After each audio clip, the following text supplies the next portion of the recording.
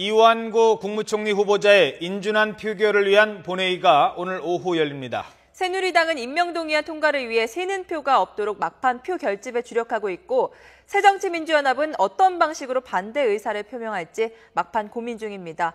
국회 취재기자 연결합니다. 김지선 기자.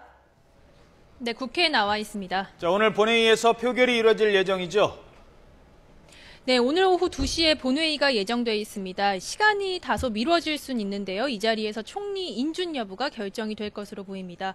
새누리당은 총리 인준안 통과를 위한 표 결집에 주력하고 있습니다. 소속 의원 158명 가운데 구속 수감 중인 2명과 이완구 후보자 본인을 제외한 155명 전원이 참석해 찬성표를 던진다고 한다면 인준에는 큰 무리가 없을 것으로 보입니다.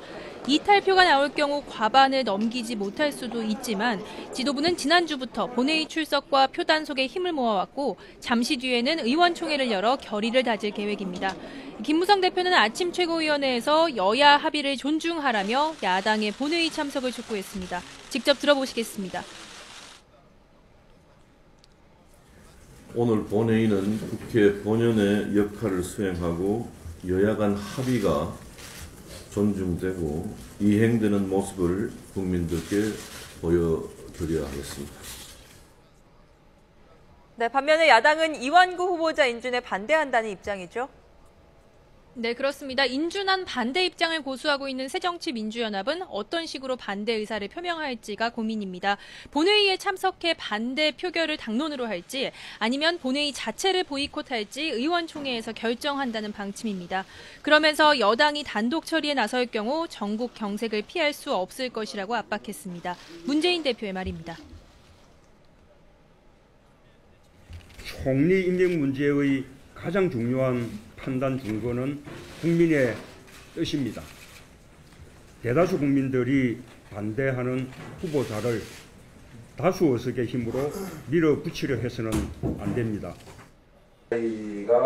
아마 바탕이 됐기 때문에 총선을 한다. 새정치연합은 오후 1시에 의원총회를 열어 의견을 수렴하고 최종 방침을 결정할 계획입니다. 이런 가운데 정의화 국회의장은 야당 의원들의 본회의 참여를 독려했습니다. 어제 오후에는 야당 의원들에게 선진국회가 되려면 절차 민주주의를 지키는 것이 중요하다며 여야 의원들이 표결에 참여하는 것을 국민들은 보고 싶어 할 것이라는 내용의 문자를 보낸 것으로 알려졌습니다. 오늘 본회의에서 총리 인준안이 통과될 경우 청와대는 내각 인선과 청와대 개편 작업을 단행할 것으로 알려졌습니다. 하지만 부결된다면 청와대와 여당은 상당한 정치적 타격을 입게 될 것으로 보입니다. 또 그에 따라 야당의 대응도 달라지게 돼 오늘 인준안 표결 결과가 향후 전국 흐름에 중요한 분수령이 될 전망입니다. 지금까지 국회에서 YTN 김지선입니다.